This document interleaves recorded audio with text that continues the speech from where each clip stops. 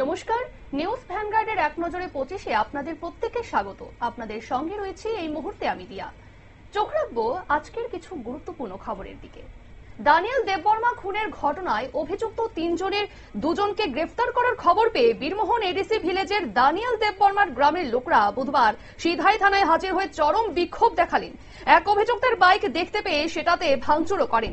দিনে দুপুরে থানার ভিতরে ঢুকে উত্তেজিত জনতা যেভাবে তাণ্ডব করলো তাতে পুলিশের ভূমিকা নিয়ে প্রশ্ন উঠছে।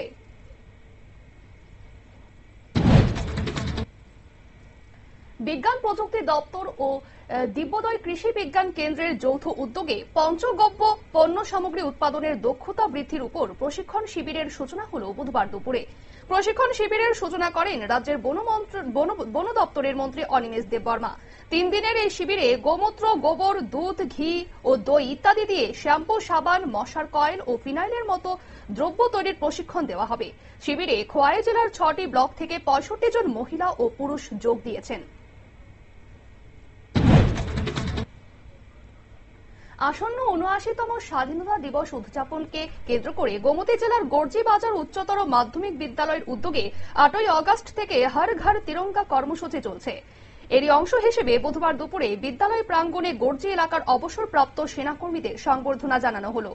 এই অনুষ্ঠানে উপস্থিত ছিলেন বিদ্যালয়ের অধ্যক্ষ সমীর চৌধুরী, এসএমসি কমিটির সদস্য সুমন দে সহ অন্যান্য শিক্ষক শিক্ষিকা ও অতিথিবৃন্দ।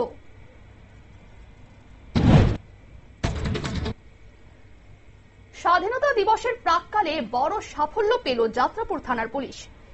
গোপন সংবাদের ভিত্তিতে বুধবার বিকেল 3:30টার সময় দক্ষিণ মহেশপুর এলাকার একটি চালের গোডাউনের পিছন থেকে উদ্ধার করা হয়েছে 440 piece Nokia keypad mobile phone, যার আনুমানিক বাজার মূল্য প্রায় 7 লাখ টাকা। এত মোবাইল ওখানে কি করে এলো তা খতিয়ে দেখা হচ্ছে।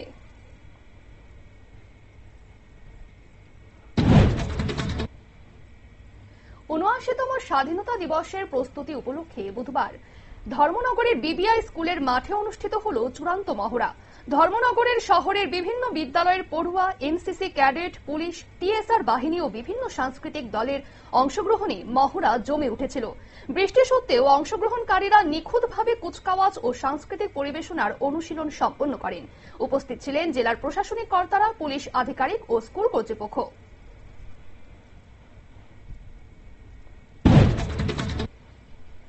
ভারতের প্রতিটি নাগরিকের মধ্যে দেশপ্রেম জাগ্রত করতে প্রধানমন্ত্রী নরেন্দ্র মোদী 2022 সালে হর ঘর তিরঙ্গা কর্মসূচি পালনের ডাক দিয়েছিলেন। তারপর থেকে প্রতি বছর 13 থেকে 15ই আগস্ট টানা 3 দিন প্রতিটি নাগরিকের বাড়িতে জাতীয় পতাকা উত্তোলনের জন্য উৎসাহিত করতে বিভিন্ন কর্মসূচি পালন করে চলছে বিভিন্ন সংগঠন। তারই অঙ্গ হিসেবে বুধবার বিজেপি সদর জেলা তথ্য ও যোগাযোগ প্রযুক্তি বিভাগের কর্মীরা অটো রিকশা, টমটম চালক এবং এএমসি কর্মীদের হাতে জাতীয় পতাকা তুলে দিলেন।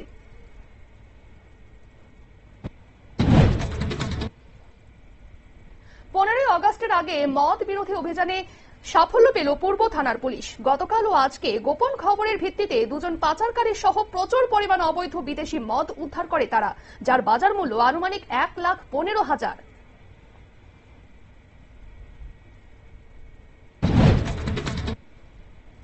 রাজ্যে প্রথমবার কচিকাঁচা থেকে শুরু করে চিত্রশিল্পীদের জন্য স্থায়ী আর্ট গ্যালারি স্থাপন করতে চলেছে খ্যাতনামা চিত্রশিক্ষা কেন্দ্র Indian school of fine arts academy হিজিবিজি।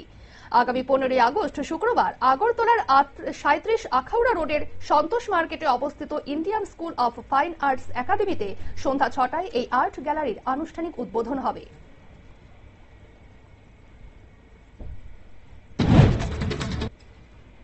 ৭৯তম স্বাধীনতা দিবস ও হর ঘর তিরঙ্গা কর্মসূচির অঙ্গ হিসেবে বিভিন্ন অনুষ্ঠান করছে আমবাসা পুর পরিষদ। আজ আমবাসা পুর পরিষদের উদ্যোগে স্থানীয় বিদ্যালয়ের ছাত্রছাত্রীদের নিয়ে তিরঙ্গা যাত্রা অনুষ্ঠিত হল। এই তিরঙ্গা যাত্রায় উপস্থিত ছিলেন আমবাসা পুর পরিষদের ভাইস চেয়ারম্যান গোপাল সূত্রধর ও পৌর পরিষদের কাউন্সিলর সহ অন্যান্যরা।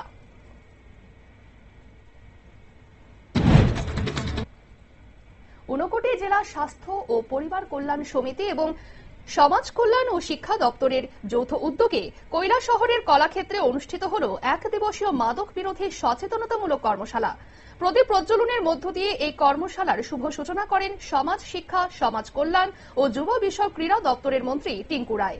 এই অনুষ্ঠানে বিশেষ অতিথি হিসেবে উপস্থিত ছিলেন কৈলাসহর পুর পরিষদের চেয়ারপারসন চপলা দেব রায় সহ বিশিষ্টরা।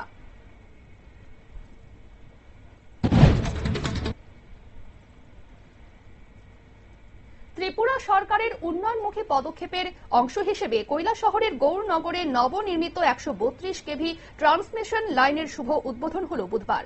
বিদ্যুৎ মন্ত্রী শ্রী রতনলাল নাথ প্রদীপ প্রজ্বলনের মাধ্যমে এই নতুন ট্রান্সমিশন লাইনের উদ্বোধন করেন। এই ঐতিহাসিক মুহূর্তে উপস্থিত ছিলেন সমাজ কল্যাণ দপ্তরের মন্ত্রী টিঙ্কু রায়, ঊনকোটি জেলা পরিষদের সভাধিপতি অমলেন্দু দাস ও ঊনকোটি জেলার জেলাশাসক তমাল মজুমদার সহ বিশিষ্টরা।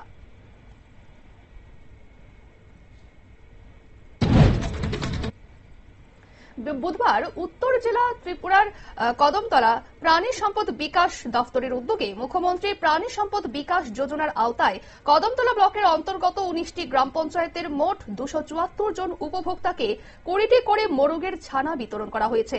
এই বিতরণী অনুষ্ঠানে উপস্থিত ছিলেন উত্তর জেলার প্রাণী সম্পদ বিকাশ দপ্তরের অ্যাসিস্ট্যান্ট ডিরেক্টর ডক্টর দিতেন্দু নাগ, কদমতলা ভেটেরিনারি সার্জন ডক্টর স্বরাজ ভৌমিক সহ অন্যান্যরা। সালিমা থানার উত্তর থানা গৌড়পাড়ার বাসিন্দা উত্তম গৌড়কে খুনে দোষী সাব্যস্ত তার বড় ভাই শ্যামল গৌড়কে বুধবার যাবজ্জীবন কারাদণ্ডের সাজা দিলেন কমলপুর অতিরিক্ত দায়রা আদালতের বিচারক সৌম্য বিকাশ দাস। পাশাপাশি 10,000 টাকা জরিমানা করা হয়েছে। জরিমানা না দিলে আরো 6 মাসের জেলের সাজা দেওয়া হয়েছে।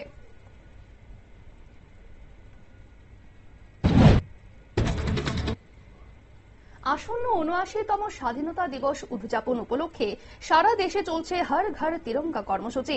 এই উপলক্ষে আইন শৃঙ্খলা ও যান চলাচল স্বাভাবিক রাখতে সক্রিয় ভূমিকা পালন করছে ধর্মনগর ট্রাফিক দপ্তর।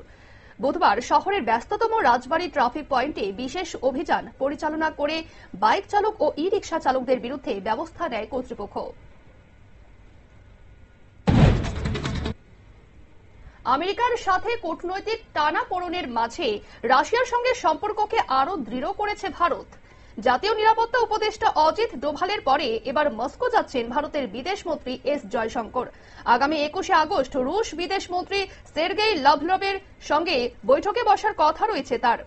একটি বিবৃতিতে রুশ বিদেশ মন্ত্রক জানিয়েছে, দ্বিপাক্ষিক সম্পর্ক এবং আন্তর্জাতিক বিভিন্ন ক্ষেত্রে সহযোগিতার বিষয়ে আলোচনা হবে দু দেশের বিদেশমন্ত্রীর। খাতায় কলমে ভারতের নাগরিক হওয়ার আগেই নাকি ভোটার তালিকায় নাম উঠে গিয়েছিল কংগ্রেস নেত্রী সোনিয়া গান্ধী। ভোটার তালিকা নিয়ে বিতর্কের আবহে এবার এমনই অভিযোগ তুলল বিজেপি। বুধবার দুপুরে নিজের এক্স হ্যান্ডেলে এই অভিযোগ এনে কংগ্রেসের বিরুদ্ধে পাল্টা আক্রমণ শানিয়েছেন বিজেপির আইটি সেলের সর্বভারতীয় প্রধান অমিত মালবীয়।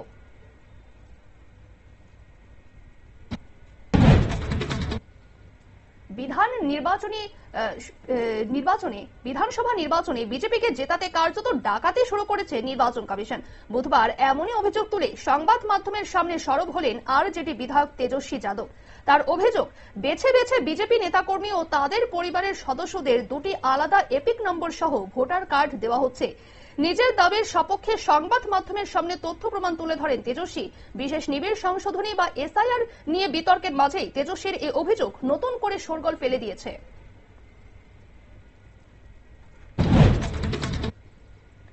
ফের বিতর্ক বিজেপি শাসিত মহারাষ্ট্রে। এবার স্বাধীনতা দিবসে বেশ কিছু পুরসভায় মাংসের দোকান বন্ধের নির্দেশ দেওয়া হয়েছে। পাশাপাশি কংগ্রেস শাসিত তেলেঙ্গানার হায়দ্রাবাদ শহরেও সামনে এসেছে একই নির্দেশ। একে ঘিরেই শুরু হয়েছে বিতর্ক।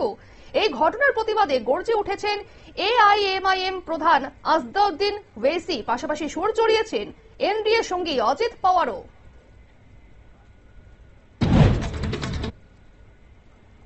বর্ষাকালে দেশে সর্বোচ্চ বৃষ্টি হওয়ার কথা মেঘালয়ে, কিন্তু চলতি বছরে সেখানে 45% বৃষ্টির ঘাটতি, যা দেশের সর্বোচ্চ। রাজ্যভিত্তিক বৃষ্টির পরিমাণ হিসেব করে এমনটাই বলছে মৌসুম ভবন। তাদের সাম্প্রতিক হিসাব বলছে, গত 1 জুন থেকে 10 আগস্ট পর্যন্ত মেঘালয় বৃষ্টি হয়েছে 987.7 মিলিমিটার, যা স্বাভাবিকের থেকে 45% কম।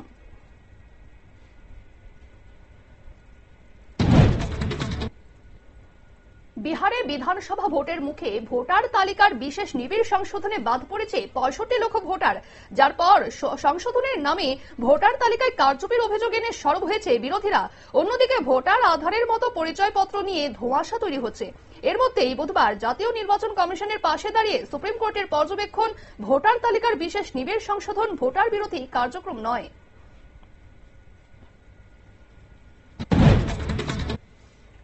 সব ঠিক থাকলে 20 বছর পর আবারও ভারতে বসতে চলেছে কমনওয়েলথ গেমসের আসর। বুধবার কেন্দ্রীয় সরকারের অনুমতি মেলায় আনুষ্ঠানিকভাবে এই প্রতিযোগিতা আয়োজনের প্রস্তাব দিল ভারত। আহমেদাবাদ শহরে কমনওয়েলথ গেমস আয়োজনের পরিকল্পনা রয়েছে। চূড়ান্ত প্রস্তাব জমা করতে 31 আগস্টের মধ্যে করতে হবে। কমনওয়েলথ গেমসের খরচ বহন করবে কেন্দ্রীয় সরকার।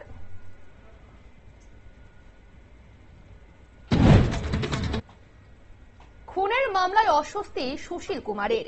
বুধবার তার জামিন বাতিল করে দিল সুপ্রিম কোর্ট। সেই সঙ্গেই 1 সপ্তাহের মধ্যে আত্মসমর্পণের নির্দেশ দেওয়া হয়েছে অলিম্পিকে জোড়া পদকজয়ী কুস্তিগিরকে। উল্লেখ্য, জুনিয়র কুস্তিগির সাগর ধনকরকে খুনের অভিযোগে প্রায় 3.5 বছর ধরে জেলে বন্দী ছিলেন তিনি। গত মার্চে তাকে জামিন দিয়েছিল দিল্লি হাইকোর্ট। এবার সেই জামিন বাতিল করে দিল শীর্ষ আদালত।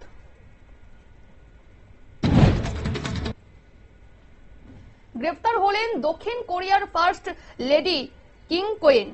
গত জানুয়ারিতে গ্রেফতার হয়েছিলেন তার স্বামী প্রাক্তন প্রেসিডেন্ট ইউন সুক ইয়োল। স্বামীর গ্রেফতারির প্রায় 8 মাস পরে ভিন্ন মামলায় গ্রেফতার হলেন দক্ষিণ কোরিয়ার প্রাক্তন ফার্স্ট লেডিও।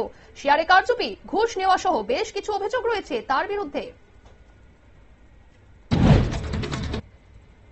আগামী শুক্রবার রুশ প্রেসিডেন্ট ভ্লাদিমির পুতিনের সঙ্গে বৈঠক হওয়ার কথা রয়েছে আমেরিকার প্রেসিডেন্ট ডোনাল্ড ট্রাম্পের। তার আগে ইউরোপীয় ইউনিয়নের বন্ধুদের সঙ্গে কূটনৈতিক আলোচনা সেরে নিচ্ছেন ইউক্রেনের প্রেসিডেন্ট ভলোদিমির জেলেনস্কিও। বুধবার জার্মানির রাজধানী বার্লিনে গিয়েছেন তিনি। সেখানে জার্মান চ্যান্সেলর ফ্রেডরিক মার্জের সঙ্গে একটি দ্বিপাক্ষিক বৈঠক করেন জেলেনস্কি।